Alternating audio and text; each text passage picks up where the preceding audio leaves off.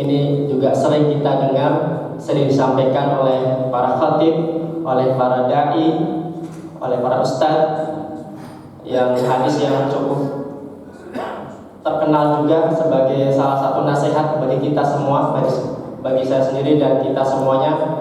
Mudah-mudahan bermanfaat dan bisa kita jalankan dengan baik.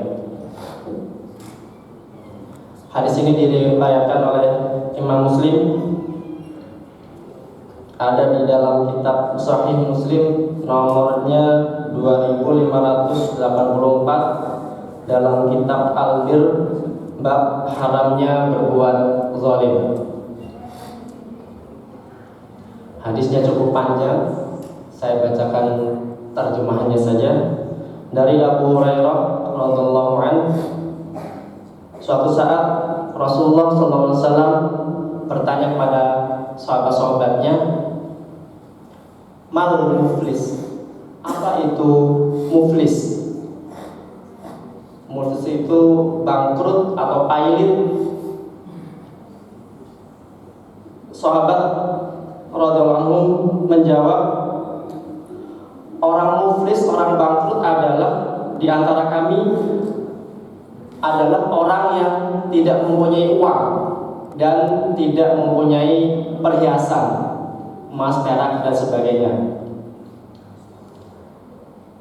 Kemudian Rasulullah SAW menjelaskan, al-muflis, orang yang bangkrut itu sesungguhnya adalah orang yang pada hari kiamat nanti datang kepada Allah dengan membawa amalan sholat, amalan zakat, amalan siam, amalan puasa, tapi di kehidupannya dia selalu mencaci maki, selalu menuduh, memakan harta, menumpahkan darah, serta memukul orang lain. Maka pada hari itu orang-orang yang tadi dizalimi oleh dia datang kepadanya, mengadukan kepada Allah, ya Allah, orang ini dulu di dunia mencaci maki saya, menuduh saya, memakan harta saya tanpa hak. Maka kebaikan orang tadi yang membawa pahala tadi itu diambil, kemudian diberikan kepada orang yang dicaci maki, diberikan kepada orang yang dia tuduh berbagai hal yang tidak benar, dan seterusnya, sampai kebaikan amal-amal yang dia bawa habis. Ketika kebaikannya, pahala sholatnya, pahala saumnya, pahala ibadah-ibadah makna yang lain habis, ternyata masih banyak orang yang komplain, orang yang merasa dicaci maki dan seterusnya. Kemudian akhirnya Allah mengambil dosa orang yang dicaci maki, dituduh dan seterusnya tadi itu, kemudian dosanya diberikan kepada orang yang tadi. Kemudian orang tadi dimasukkan ke dalam api neraka. Na'udzubillahi min dzalik. Jadi bahwa di kehidupan ini, di dunia ini, hubungan kita ada dua, hablum minallah dan hablum minannas. Mungkin kita termasuk orang yang hablum minallahnya kuat, hubungan dengan Allahnya kuat, sholatnya luar biasa, saumnya luar biasa, zakatnya luar biasa, dan seterusnya. Tetapi ternyata ada orang-orang di hadis ini yang disebutkan, ternyata hablum minannasnya sangat buruk. Dia suka mencaci maki, dia suka menuduh orang lain, dia suka memakan harta orang lain, dia selalu bertengkar dengan sesama muslim dan seterusnya. Hati-hati, hati-hati. Apalagi di zaman modern ini, di akhir zaman ini, terkadang lisan kita tidak sebatas ada di mulut, tapi terkadang tangan kita, jempol kita, jari kita lebih aktif berbicara daripada mulut kita.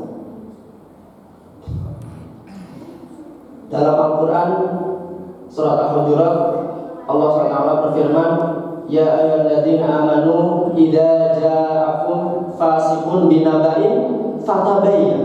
Apabila, hai orang-orang yang beriman, apabila datang kepada orang fasik membawa sebuah berita, fatabayyan, maka telitilah, selidikilah, ceklah, cek dan dicek. Supaya apa?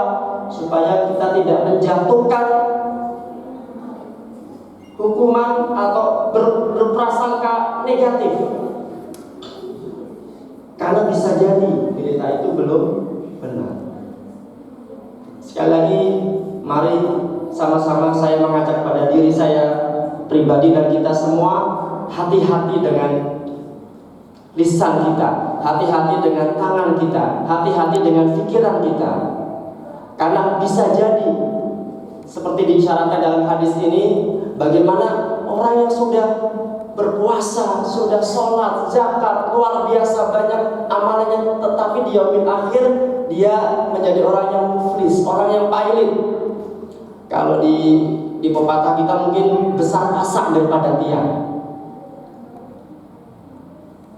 Amalnya dibawa banyak, tetapi ternyata amalnya tidak cukup untuk menebus dosa-dosa hablum minan nas, dosa-dosa sesama manusia. Sebab apa?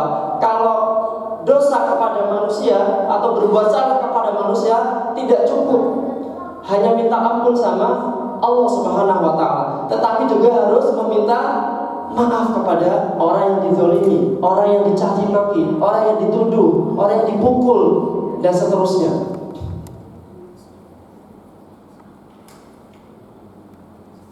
Dan inilah zaman kita sekarang ini, di akhir zaman ini, bisa sebutkan tadi bagaimana media sosial sungguh luar biasa, dan alhamdulillah sudah ada fatwa dari Majelis Ulama Indonesia bagaimana berinteraksi menggunakan media sosial. Mungkin ini perlu kita baca, ada panduan-panduannya. Supaya apa?